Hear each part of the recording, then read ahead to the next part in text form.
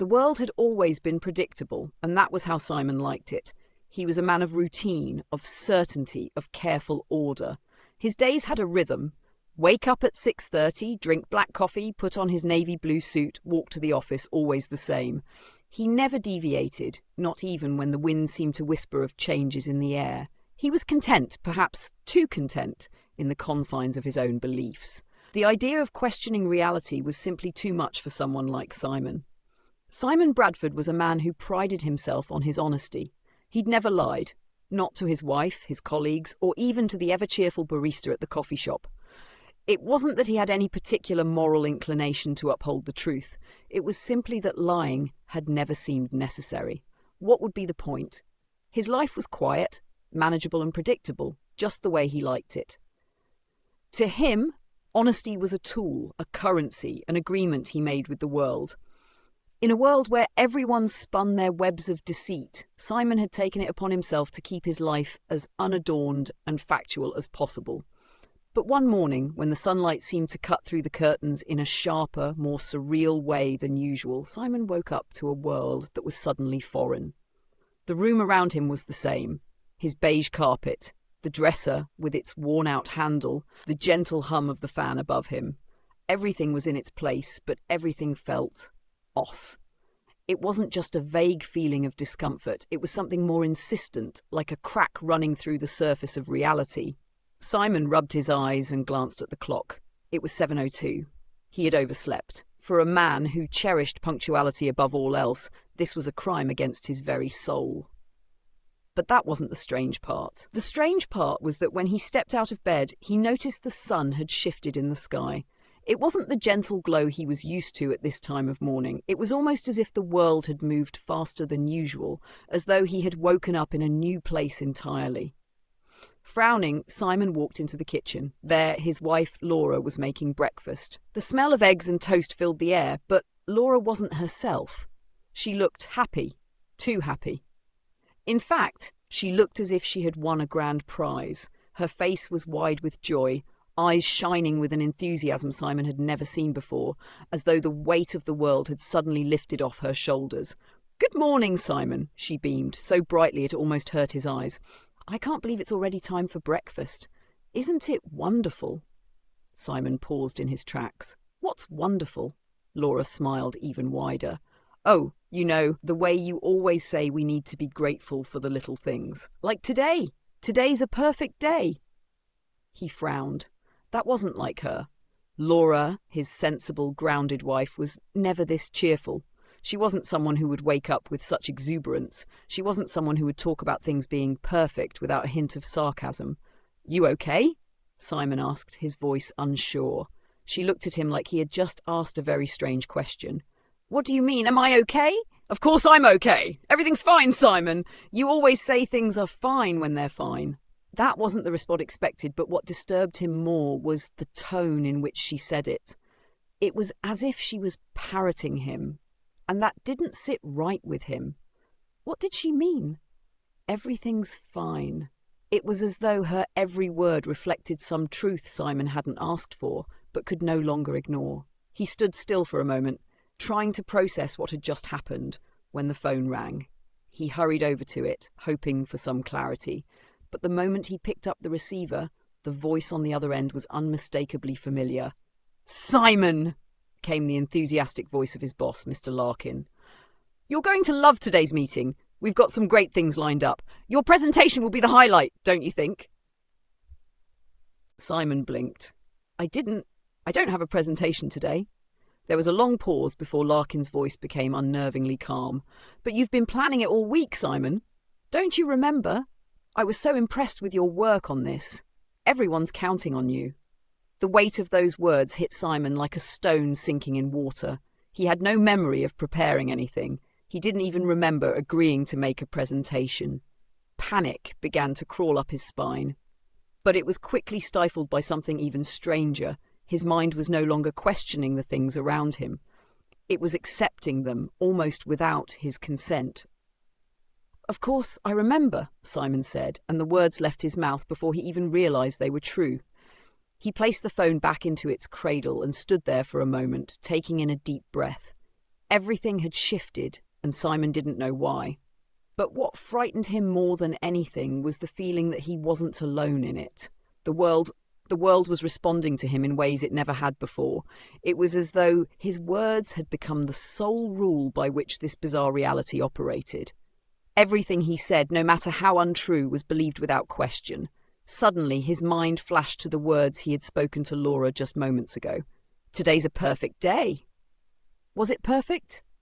Was it possible that his declaration had somehow shifted the world around him? Had he just caused the world to reshape itself by simply stating a fact he had never intended to be true? His heart pounded in his chest. The rules of reality, the simple steady flow of time and consequence he had always depended on, no longer seemed to apply. He had woken up to a world where his words weren't just statements, they were truths. And that thought, that realization, was enough to make his stomach churn. It was as if his own life had been flipped upside down. What had been a life of certainty, a life of quiet expectations, had suddenly become a terrifying puzzle, a riddle he wasn't sure he wanted to solve. And then it hit him. No one had ever lied to him before. Not once. They had only ever told him the truth. What would happen now when everyone believed every word he spoke, no matter how false? Would they still trust him when the lies became impossible to untangle from the truth? Or would he be trapped in a world where nothing could ever be questioned again? The answer, Simon feared, was already unfolding before him. And it was far more dangerous than he could have ever imagined. Simon couldn't shake the feeling that everything around him had begun to crack apart. The sun was too bright, the air too thick, and his thoughts felt as though they were slipping through his fingers like sand. The world he had known was no longer something he could depend on, and the more he tried to grasp onto the familiar, the more it seemed to shift beneath him. It was almost as if he had crossed into a place where the rules didn't apply. His voice, once a neutral tool for communication, had become something more dangerous, something that could warp the fabric of reality. Every word he uttered now seemed to set things in motion, pushing the world in directions he didn't fully understand. As he sat at the breakfast table, trying to gather his thoughts, Laura's smile didn't fade. She had been humming while preparing the eggs, her movements graceful, yet somehow mechanical, as if she were performing a ritual she had memorized. But beneath her outward calmness, Simon could feel an unsettling sense of distance. She wasn't just acting happy. She was embodying the perfect version of happiness, a version that felt too rehearsed. "Laura," Simon asked quietly, his voice tight with tension, "are you sure everything's all right?" Laura paused for a split second, her hands frozen in mid-air as she reached for the salt. She turned to him, that same exaggerated grin on her face. "Of course, Simon, everything is exactly as it should be." Her voice was too bright, too polished. Simon swallowed hard, the weight of her words pressing on him, suffocating him. He had never been good with change, but this was something entirely different. It wasn't just the world that had changed, it was him, and yet somehow it felt as if he had never left it. The world had simply shifted around him, adjusted to his every utterance, to the point where it felt as if he were the only one who didn't belong. "Why does it feel like something's wrong?" Simon muttered to himself, more to the room than to his wife. But Laura didn't hear him, or perhaps she didn't need to. She simply continued humming her odd little tune, a song that didn't sound quite familiar, an unfamiliar melody that felt like it belonged to someone else entirely. Simon pushed his chair back abruptly, causing the legs to scrape loudly against the floor. He needed space, needed air, he needed to think. But as he stood, something strange happened. The moment his feet hit the floor, he was overwhelmed by a sharp, unnerving sensation, a prickling in his skin, a feeling that he was being watched. It was subtle at first, just a tingling at the back of his neck. But as he turned to leave the room, his eyes fell on Laura, and he froze. She was staring at him now. Her eyes, those familiar eyes, had narrowed, but not with concern. No, there was something else there. Something darker, more knowing. And in that moment, Simon realized with sudden clarity that she had been waiting for him to speak, as though she had expected him to get up and leave. What did she know? What had she been waiting for? His heart pounded in his chest as he stepped toward the door, desperate to escape. But as he reached the threshold, Laura's voice stopped him cold. "Where are you going, Simon?" Her voice was gentle, almost too gentle.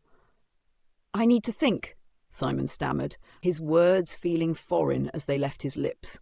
Laura tilted her head slightly, a smile playing at the corners of her mouth. "You've been thinking for a long time, haven't you? You always say that, but you never really act on it, do you?" The air around Simon seemed to thicken, as though the room itself had grown too heavy to breathe in. A part of him wanted to run, wanted to get out of there and away from this strange, suffocating atmosphere. But another part of him, a more dangerous part, was beginning to realise something. It wasn't just his wife who had changed, it was the whole world. "Do you hear yourself, Laura?" Simon asked, the words leaving him without his full consent. You're not you." Her smile faltered for the briefest of moments, then returned, even wider than before. But this time it didn't reach her eyes. Her gaze remained distant, unblinking, as if she were looking through him rather than at him. "Simon," she said softly, the words falling from her lips like a warning. "You don't have to try so hard. It's all already true, isn't it? Everything you say, every little thing you say. Everyone believes you now. You're right about everything, and nothing can change that." The words hit Simon like a slap. His heart stopped for a moment, and he felt his stomach twist violently. "What do you mean?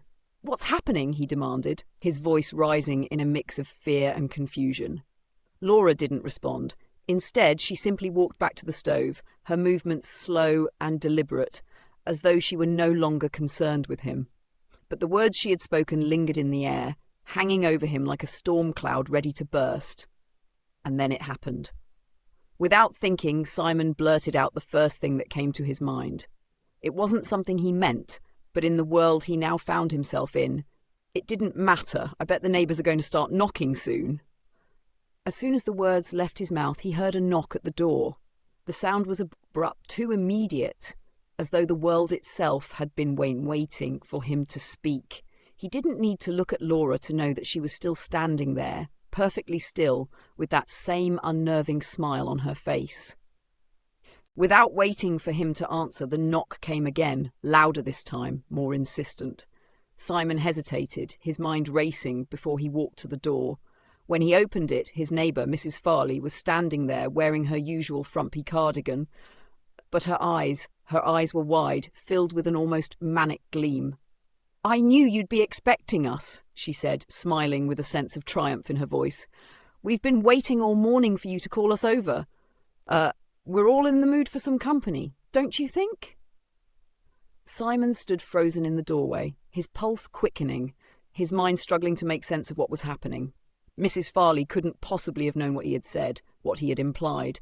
But the look in her eyes said otherwise. She wasn't just here to visit. She wasn't here because she wanted to be. She was here because Simon had spoken it into existence. His hands trembled as he stepped back, allowing her entry. He had to understand what was going on. He had to figure this out before he lost control completely. "Come in, Mrs. Farley," Simon said, his voice hoarse, and when he looked back at Laura, he saw that she was still watching him, the smile never leaving her face. The door clicked shut behind Simon as Mrs. Farley stepped into the house. Her smile was wide, too wide, like a mask that couldn't quite hide the strange gleam in her eyes. She didn't just look at him. She studied him, as though he were a puzzle she was desperate to solve. "Isn't it a beautiful day, Simon?" she asked, almost as if she had rehearsed the words. The way she said them was unnerving, as if the very nature of the statement was both true and false at the same time. Simon nodded stiffly, stepping back as she walked in. His mind raced, searching for some way to explain what was happening. How had his words summoned her here? How had his every utterance started to become reality? Something he no longer controlled. Laura remained silent in the kitchen, watching them both without a word. Her eyes never strayed from Simon, and her smile stayed in place. He could feel the tension building in the air between them, thick like fog. Something was terribly wrong, and Simon had no idea how to stop it. But as Mrs. Farley stepped closer, her eyes suddenly brightened as if something in Simon had clicked a switch inside her. She looked him up and down and then placed a hand on his arm, making Simon flinch. Her touch felt colder than he remembered. "You know, Simon," she said, her voice low and conspiratorial. "We've been talking about you, all of us. Everyone knows what you're capable of now, how you can make things happen, how you can shape reality just with your words." She smiled a little too knowingly, leaning in closer. "I think it's time we saw just how far your power goes." Simon's stomach dropped as her words echoed in his mind. "Everyone knows?" He pulled away instinctively. "What do you mean? What are you talking about?" Mrs. Farley didn't answer directly. Instead, she glanced at Laura, and a silent exchange seemed to pass between them. A chill ran down Simon's spine. He had never seen them this close, this in tune with each other. "You're so special, Simon," Mrs. Farley said softly, "but it's becoming dangerous. Don't you see? You can't control this. You've unleashed something, and now the world is following your every word, and soon it won't just be us coming to you. It'll be everyone." Simon's mind reeled. He wanted to shout, to demand answers, but the words caught in his throat. His own voice had become a weapon, a key to unraveling the world, and he hadn't even known it until now. "I didn't ask for this," he said, the words slipping out more calmly than he expected. Mrs. Farley's gaze softened, but her smile remained chillingly serene. "No one asks for power, Simon, but it's here now, and we all have to live with it." Suddenly, the doorbell rang, interrupting their strange conversation. Simon turned toward the door, dread sinking in his chest. "Another one?" Laura didn't move, her eyes fixed on Simon. "You should answer it," she said, her tone almost casual, as if nothing was out of the ordinary. Hesitant, Simon walked to the door and opened it. Standing there was a man in a long black coat, his face obscured by the shadow of his wide-brimmed hat. "Good morning, Mr. Bradford," the man said, his voice smooth and deliberate. I'm from the council. We need to talk." Simon's pulse quickened. "The council? What was this?" Before he could respond, the man stepped forward, bypassing Simon's attempt to close the door. "We've been keeping an eye on you, Mr. Bradford," the man continued, his eyes glinting behind the shadow of his hat. "You've been making quite a name for yourself. The world is changing, and it's all because of you. You've spoken things into existence, and the consequences are unpredictable." Simon stepped back in disbelief. "I don't know what you're talking about," he said, his voice shaky. The man's eyes narrowed slightly. "We know, Mr. Bradford. We know you didn't mean to do it, but now that you have, there's no going back. We need to help you understand the power you've unleashed." Simon didn't know what was more terrifying, the fact that the man knew things about him he hadn't even understood himself, or the unsettling way he said help like it wasn't help at all. "I didn't ask for this," Simon cried, his frustration boiling over. His voice rose, stronger than he had intended. "I never wanted any of this." The man didn't flinch. Instead, he stepped forward, pressing a small, black box into Simon's hands. "We're here to guide you, but we need your cooperation. You can't keep doing this alone. You have no idea what you're dealing with." Simon felt the weight of the box in his hands, a cold metal object that suddenly felt far too heavy to hold. He could sense the world shifting around him, his words already beginning to spin out of control. Every time he spoke, every time he acted, it felt like the very fabric of the world was bending around him, tightening like a noose. "Everything you say is truth now, Simon," the man said, his voice softening, almost pleading. "But it doesn't stop there. Do you understand this power you have? It's dangerous. It's a force that can tear apart everything if left unchecked. The world can't function like this." Simon stared at him, his mind a whirlwind of confusion and fear. "What am I supposed to do?" The man gave him a small, knowing smile. "You're going to need help, Simon. And there's someone else who understands what you're going through. You can't keep pushing people away. You need to work with us, or the consequences will be worse than you can imagine." Simon's hands shook as he glanced back at the house. Laura was still standing in the kitchen, her gaze now distant, as though she were watching something Simon couldn't see. Mrs. Farley, too, remained perfectly still, her smile now strangely vacant. Suddenly the door slammed open behind Simon. A young woman with wild, dark eyes and an air of desperate energy burst into the room. "You don't know what you've done," she shouted, her voice breaking with raw emotion. "They're coming! They're all coming, Simon! You have to stop them! You have to stop this!" Her outburst sent a ripple through the room. The man from the council took a step back, his expression shifting into something more guarded. "Who is this?" The woman didn't answer. Instead, she grabbed Simon by the shoulders, her grip fierce, desperate. "You have to listen to me. They'll take everything from you. They'll take control and you'll never get it back." Simon felt his heart race. He had no idea who this woman was, but one thing was painfully clear. There were forces at work far bigger than him, forces that would stop at nothing to control what he had unleashed. And now, with these two, this strange man and the frantic woman, Simon had no choice but to understand the weight of his actions. But could he trust them? Were they really here to help, or was this just another game? His words had never felt so heavy, and Simon knew deep down that the only way forward was to finally confront the reality he had created, a reality he could no longer control. The weight of the decision pressed down on Simon, suffocating him. He stood at the centre of the room, surrounded by the tension in the air, the frantic woman gripping his shoulders, the unnerving man from the council, and Laura, who remained eerily calm in the kitchen, her eyes never leaving him. The walls felt like they were closing in, every inch of the house now a prison he couldn't escape. He had no more answers, only questions. The woman's hands were trembling as she held him, her fingers digging into his skin. "You have to stop them! You can't let them control you!" she pleaded, her voice breaking. Her words echoed in Simon's head, but they were drowned out by the deafening sound of his own heartbeat. He glanced at the councilman who stood silently observing the chaos, as though this was all part of a greater plan. There was no help in his eyes, just a cold, calculating gaze that made Simon feel like a puppet on a string. "I don't know what to do anymore," Simon finally shouted, his voice cracking. "I never asked for any of this. I can't control it. I don't even know how it's happening. And now I can't trust anyone." The woman stepped back, a mix of frustration and fear crossing her face. "You're not the only one who's been affected. This power you have, it's spreading. You're not the only one who can make things happen.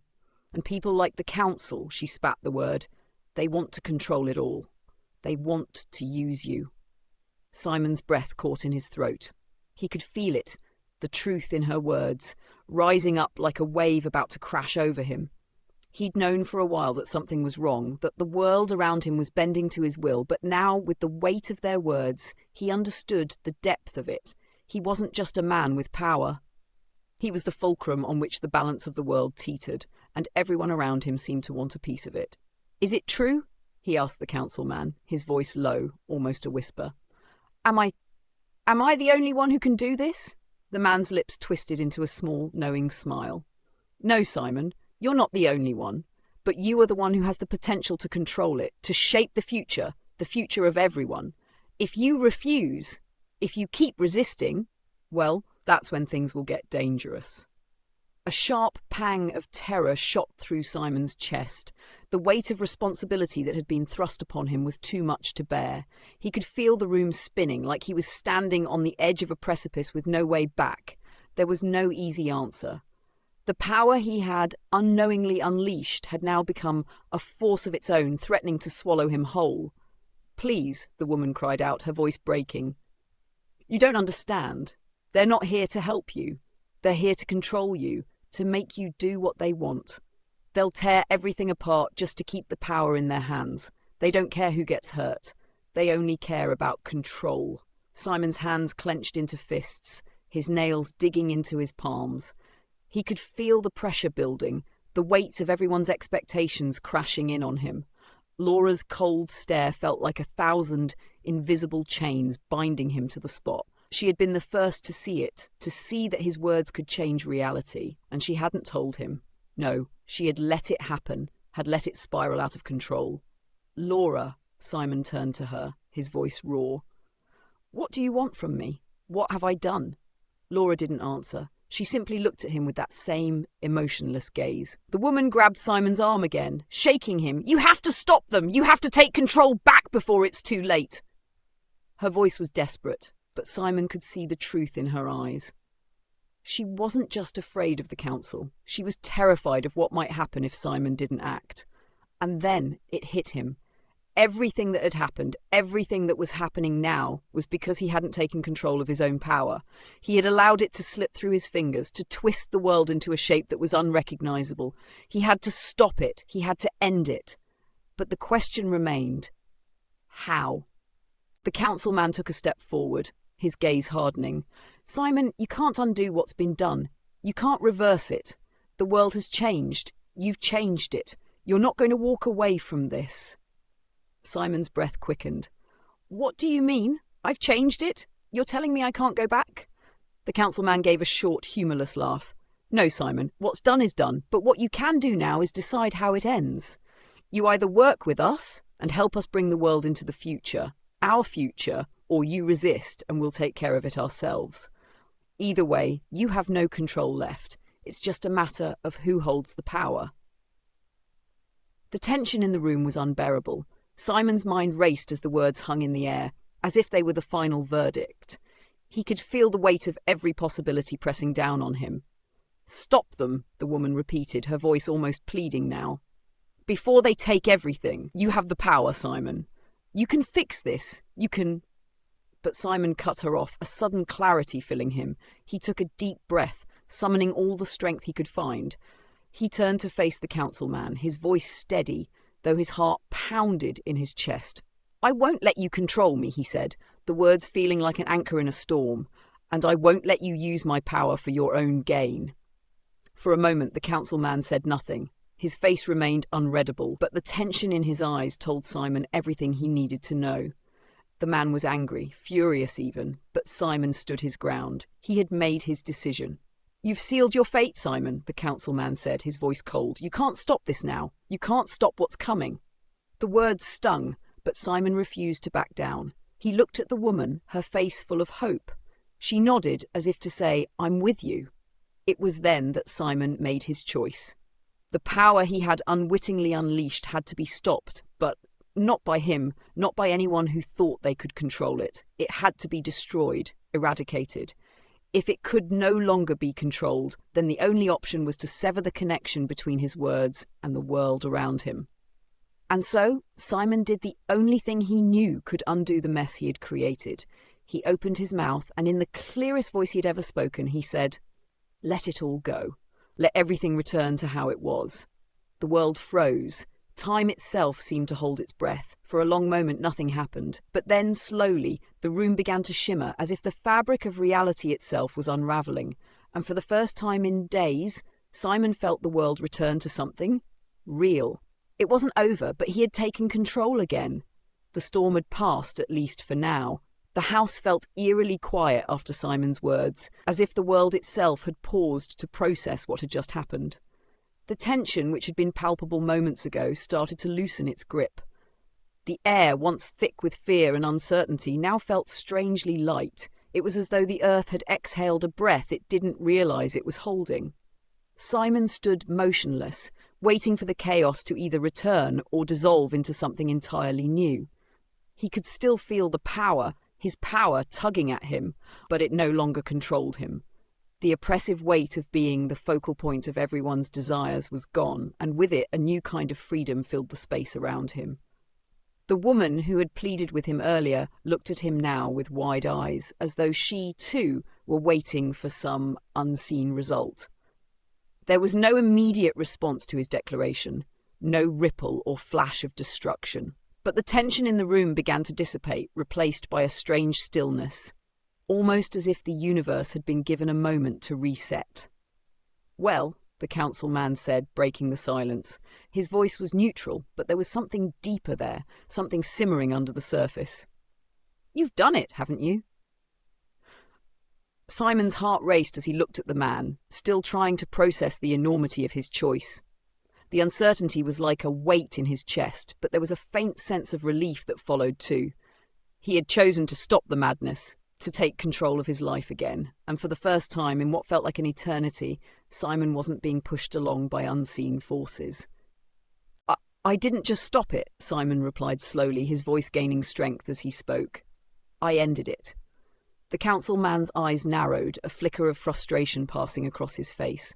It's not over. You've delayed the inevitable, but you can't stop the world from changing. It's too far gone. Simon shook his head, his expression firm. No, you're wrong. I can change it back. If that's what it takes, I'll keep changing it until things are how they should be.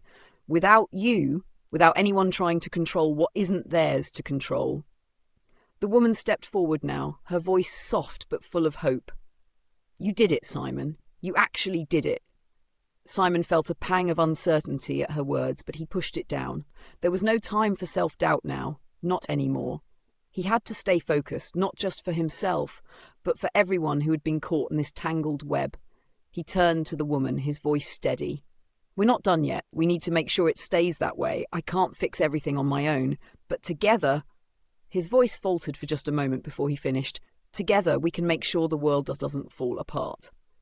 The woman's eyes softened and she nodded, her grip on his arm loosening as she stood taller, as if her own fear had started to lift. You're right. We have to move forward. But first... She paused, glancing at the councilman. First, we need to deal with them. Simon followed her gaze and found the councilman still standing, his arms folded across his chest, his expression unreadable. The finality of their conversation wasn't lost on Simon. The man wasn't going to walk away from this unscathed. They had all been in this tangled mess for far too long.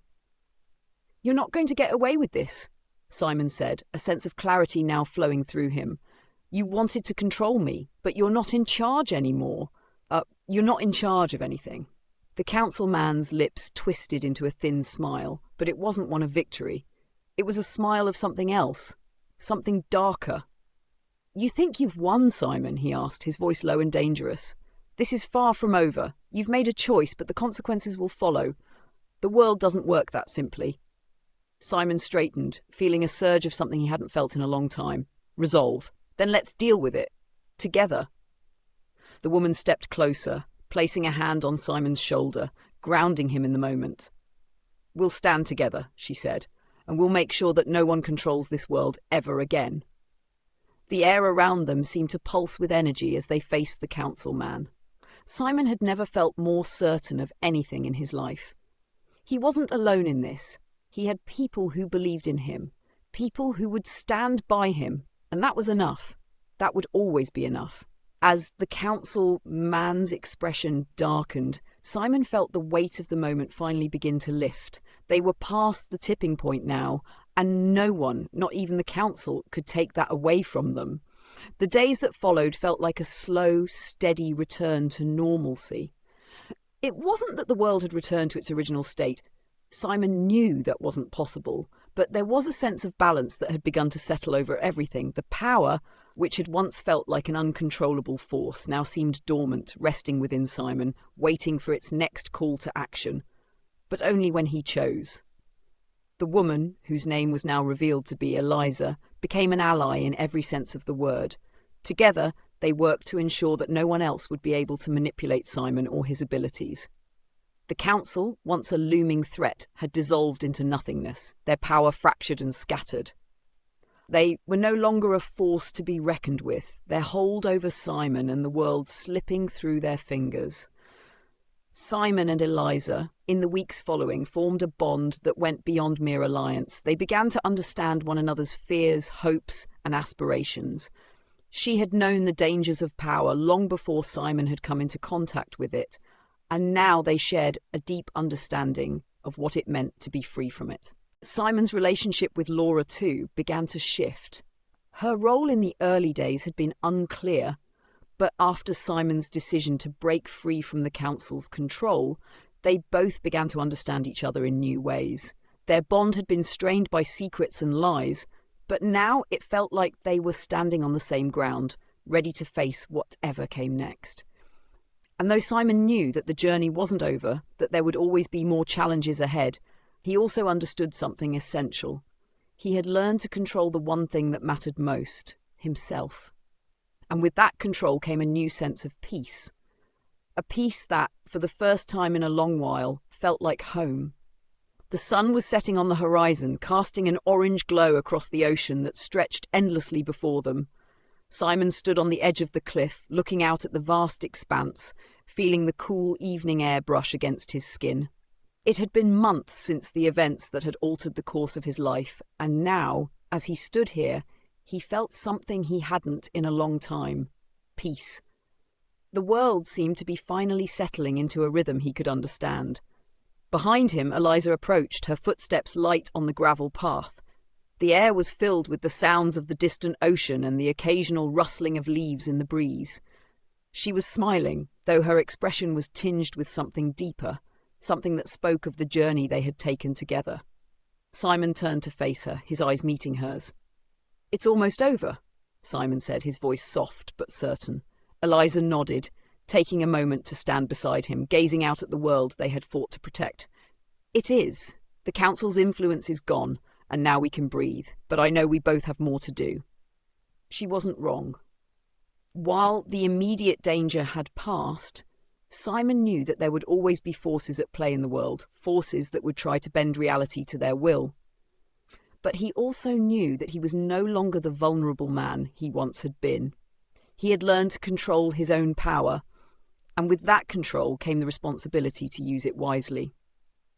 Together, they had spent countless hours working to dismantle the organisation that had once controlled Simon. They had exposed the truths buried in its foundation, revealing the lies that had kept so many in the dark. The remaining members of the council had fled, scattered to the winds, and the world began to heal from their manipulation. For the first time, Simon felt like he was in charge of his own destiny. "Do you think they'll ever come back?" Simon asked, breaking the silence. "I don't know," Eliza replied, her voice thoughtful. "There will always be people who want power, but I don't think they'll have the same influence again. We've changed the game, Simon, and now we have to make sure we keep it that way." Simon smiled faintly, feeling the weight of their shared victory, but there was still something nagging at the back of his mind. Even after everything they had done, there was still the question of what came next. "What do we do now?" Simon asked, turning his gaze back to the horizon. "Where do we go from here?" Eliza considered the question for a moment, then answered quietly. "We go forward. We help people, rebuild what's been broken. We find a way to live without fear. That's all we can do now." Simon's heart swelled with a sense of purpose. The journey had been long, and he had lost more than he could have ever imagined, but he had also gained something priceless, the knowledge that he was not alone in this world. He had Eliza, and in her he had found both a partner and a friend. She had shown him that he didn't have to face the weight of the world by himself. Together they could rebuild and make something new, something better. They stood in silence for a long time, watching the sun dip below the horizon, casting long shadows on the ground around them. It was a beautiful, quiet end to a chapter that had been filled with chaos and fear. And yet it wasn't really an end. It was a beginning. Weeks passed as Simon and Eliza continued their work. They travelled from town to town, meeting with those who had been affected by the council's manipulation, offering help and guidance to those who had lost everything. Everywhere they went, people looked at them not as saviours, but as symbols of hope. Hope that things could be different, that the world could heal. Simon found himself thinking more and more about what it meant to live without the weight of the past constantly looming over him. He had spent so long fighting against forces he couldn't understand, but now he was learning to live with the choices he had made. He wasn't just trying to survive anymore, he was trying to thrive. One evening, after a long day of travelling, Simon and Eliza sat together on a small wooden bench overlooking a peaceful lake. The moonlight shimmered across the surface of the water, casting an ethereal glow on everything it touched. Simon turned to Eliza, who was gazing out at the water with a thoughtful expression on her face. "You've changed my life," Simon said quietly, his voice full of gratitude. "I don't know if I would have made it through without you." Eliza looked at him, her eyes soft. "You don't give yourself enough credit, Simon. You've done more than you realise. You made the choice to stop the cycle. You broke free. That's something not many people could do." He smiled, but there was still a trace of uncertainty in his eyes. "I don't know if I could have done it without you by my side." Eliza leaned in closer, her voice earnest. "We've both had to learn how to be strong, and that strength isn't just about surviving. It's about moving forward, even when you're scared." Simon took a deep breath, feeling the weight of her words settle into his chest. She was right. He had been afraid for so long, afraid of the power he held and the people who wanted to control it. But now he knew that the only thing he could control was how he chose to move forward. They sat there in silence for a while longer, the sounds of the night surrounding them. Simon had no idea what the future held, but for the first time in a long time, he wasn't afraid of it. As Simon and Eliza continued their journey, they knew that the road ahead would still be full of challenges. There would always be forces out there that sought to control others, to twist the world to their own ends. But Simon had learned a crucial lesson throughout this journey. True power wasn't about domination. It wasn't about controlling others.